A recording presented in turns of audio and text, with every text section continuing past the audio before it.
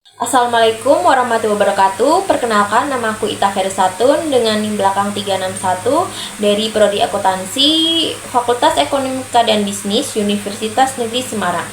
Nah, pada video kali ini aku akan menjelaskan tentang materi desain implementasi operasi sistem pada mata kuliah Sistem Informasi Akuntansi. Nah, kita langsung saja kepada materi. Yang pertama kita akan bahas tentang desain konseptual sistem. Nah, definisi dari desain konseptual sistem ini merupakan tahap awal dalam pengembangan suatu sistem yang bertujuan menciptakan kerangka umum dari sistem yang akan kita buat. Nah, pada tahap ini fokusnya adalah mendefinisikan komponen utama, hubungan antar komponen, serta alur kerja komponen secara menyeluruh. Nah, pada desain konseptual sistem ini ada 3 aktivitas yang dilakukan. Yang pertama ada mengevaluasi atau kita evaluasi berbagai alternatif desain. Nah, dalam mengevaluasi ini ada standar-standar yang harus digunakan. Yang pertama ada seberapa baik ia memenuhi sasaran keorganisasian dan sistem. Yang kedua ada seberapa baik ia memenuhi kebutuhan pengguna. Yang ketiga ada apakah layak secara ekonomis. Yang keempat ada bagaimana bobot keuntungan dibandingkan kerugian.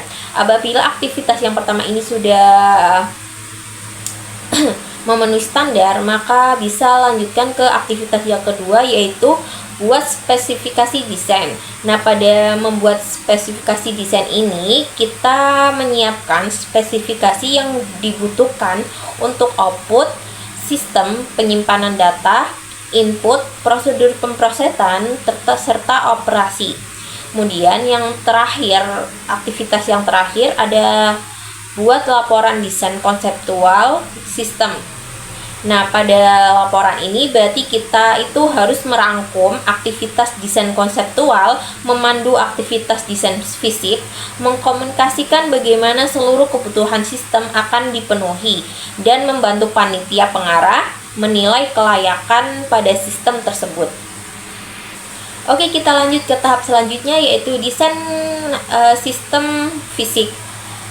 Definisi desain sistem fisik ini merupakan tahap desain sistem di mana spesifikasi sistem informasi yang masih dalam bahasa umum diterjemahkan ke dalam spesifikasi detail yang digunakan untuk mengembangkan dan menguji program komputer. Nah, selama desain fisik ini, persyaratan desain konseptual sistem informasi akuntansi yang luas dan berorientasi pengguna dijelaskan ke dalam spesifikasi mendetail yang digunakan untuk coding dan menguji program komputer. Nah, dalam desain sistem fisik ini ada beberapa aktivitas yang dilakukan. Yang pertama, seperti dalam bagian itu desain output. Nah, definisi desain output sendiri itu adalah proses yang sistematis dan terstruktur untuk menentukan bagaimana data akan dihasilkan dan disajikan oleh sistem informasi. Nah, fokus desain output ini itu pada menentukan sifat, format, isi, dan waktu pelaporan dokumen serta tampilan layar. Biasanya desain output ini berupa laporan terjadwal, laporan analisis untuk tujuan tertentu, dan laporan untuk memenuhi permintaan. Nah, aktivitas selanjutnya yaitu desain file dan database. Desain file dan database ini adalah kumpulan proses yang memfasilitasi perancangan, pengembangan, implementasi, dan pemeliharaan sistem manajemen data perusahaan. Tujuan utamanya untuk perancangan basis data adalah untuk menghasilkan model desain logis dan fisik dari sistem basis data yang diusulkan. Nah, fokus pada desain file dan database ini adalah pada media penyimpanan data, modus pemrosesan dan pemeliharaan data, ukuran catatan data, dan tingkat aktivitasnya. Nah, aktivitas yang ketiga itu ada mendesain input. Mendesain input ini adalah proses yang sistematis dan terstruktur untuk menentukan bagaimana data akan dimasukkan ke dalam sistem informasi. Dan desain input ini dapat dilakukan 2 cara, yaitu desain formulir dan desain tampilan layar. Selanjutnya ada mendesain program. Mendesain program ini merupakan langkah awal dalam pengembangan sistem informasi yang melibatkan beberapa tahapan penting untuk menciptakan sistem yang efektif dan efisien. Selanjutnya ada desain prosedur. Desain prosedur adalah langkah-langkah sistematis yang digunakan untuk mengembangkan dan mengimplementasikan suatu proses atau sistem. Kemudian pada aktivitas terakhir dalam desain sistem fisik ini yaitu desain pengendalian. Desain pengendalian manajemen ini melibatkan beberapa tahapan yang sistematis untuk memastikan bahwa sistem dapat berjalan dengan efektif dan efisien dalam mencapai tujuan perusahaan. Oke, kita lanjut ke tahap selanjutnya yaitu implementasi sistem. Implementasi sistem ini itu proses di mana kita memasang hardware dan software serta membuat sistem informasi akuntansi jadi dan dapat berjalan. Nah, seperti pada tahap-tahap sebelumnya, kita dalam implementasi sistem ini juga ada beberapa aktivitas yang dilakukan. Yang pertama ada perencanaan implementasi. Nah, kalau perencanaan implementasi ini biasanya dibarengi dengan persiapan situs. Nah, dalam perencanaan implementasi ini itu terdiri dari pekerjaan implementasi, perkiraan tanggal penyelesaian, perkiraan biaya, dan orang atau orang-orang yang bertanggung jawab untuk setiap pekerjaan. Nah, kalau kita sudah perencanaan implementasi ini, kita langsung ke memasang dan menguji perangkat keras pada komputer. Selanjutnya ada memilih dan melatih personel. Mungkin ini dalam bahasa lain, tapi ini itu merupakan tahap memilih dan melatih personel. Yaitu perubahan sistem informasi akuntansi bisa membutuhkan penyesuaian pada struktur organisasi perusahaan yang ada sekarang ini. Departemen-departemen baru mungkin akan dibentuk dan yang ada ditiadakan atau dikurangi ukurannya. Struktur dan status departemen pemrosesan data sendiri dapat berubah.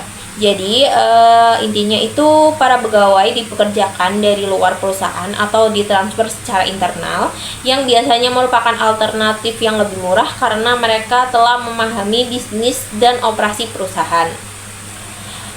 Selanjutnya ada persiapan lokasi. Nah, pada persiapan lokasi ini merupakan proses yang lama yang harus dimulai dengan baik di muka sebelum tanggal pemasangan sistem.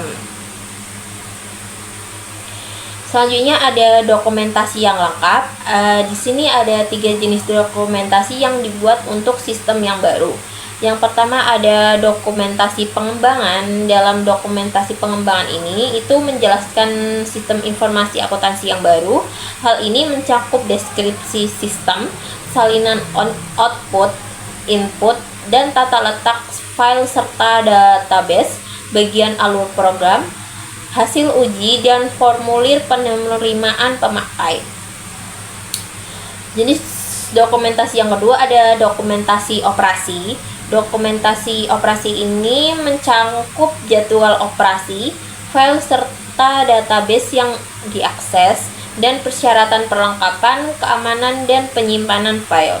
Kemudian jenis yang terakhir ada dokumentasi pemakai. Pada dokumentasi ini itu mengajarkan para pegawai cara mengoperasikan sistem informasi akuntansi tersebut.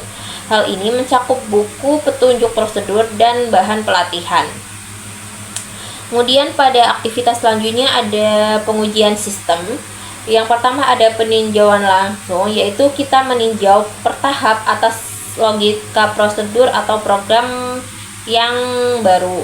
Kemudian ada pemrosesan transaksi uji, yaitu kita menetapkan apakah program beroperasi seperti yang kita harapkan.